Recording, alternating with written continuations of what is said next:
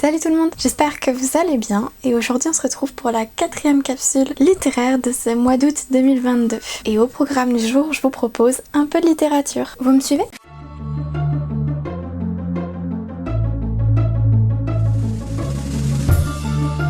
Aujourd'hui, je vais donc vous parler de L'été de la sorcière de Kao Nashiki. Dans ce roman, toute l'histoire est construite à la 3e personne du singulier, mais on va suivre plus précisément les pensées et la vie d'une toute jeune fille, toute jeune femme même au début du roman, qui s'appelle Mei. Au début du roman, on la voit adolescente et elle retourne à la maison où elle a plus ou moins grandi, ou en tout cas elle a passé une période de sa vie importante. Autrement dit, la maison de sa grand-mère, et ce pour une raison très particulière puisque celle-ci vient de décéder il n'y a pas très longtemps. Et donc c'est l'occasion pour la jeune fille de retourner dans ces lieux. Car il faut savoir qu'elle y a été à la suite de circonstances très particulières. Elle a eu un peu une sorte de phobie scolaire pendant une période de son adolescence qui l'a vraiment amenée au plus bas, et ses parents, pour l'aider, ont décidé de l'envoyer chez sa grand-mère qui vivait alors toute seule et qui vivait également en pleine campagne. Donc c'était l'occasion de se ressourcer, également de comprendre ce qui allait pas chez la jeune fille au travers de discussions entre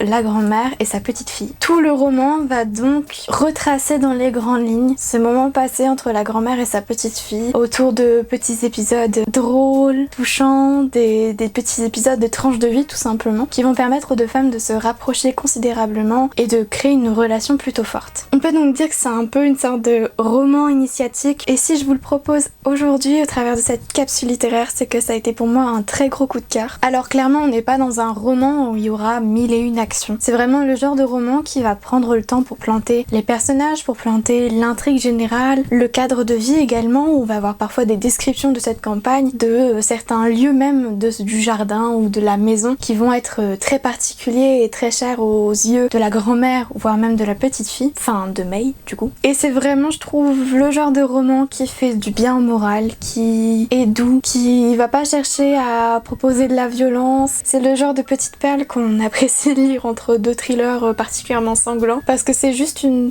forme d'invitation à apprécier les petits moments de la vie, à apprécier la relation qu'on peut avoir avec autrui, et notamment au sein de la famille. En plus de ça, l'histoire est servie par une écriture de qualité, avec un style très, j'aurais envie de dire, japonisant, cette capacité à décrire le cadre de vie, les personnages, avec toujours une douceur, une certaine neutralité, et en même temps, on imagine très facilement la scène, on imagine très facilement les personnages. Et le gros point fort de ce roman, c'est Mei et sa grand-mère, qui sont deux personnages qui sont plus qu'attendrissants, qu'on prend plaisir à découvrir, à percevoir les multiples facettes, parce qu'il va y avoir des moments où elles vont être plus émotives, plus fragiles ou plus enjouées que d'autres moments. Et c'est juste très plaisant à lire, surtout je pense en vacances, quand on a besoin de se détendre un petit peu. Et sur ce, moi je vais clore cette capsule littéraire en espérant évidemment que je vous ai donné envie de lire ce superbe roman. Et moi je vous dis à très bientôt pour de prochaines capsules. Salut!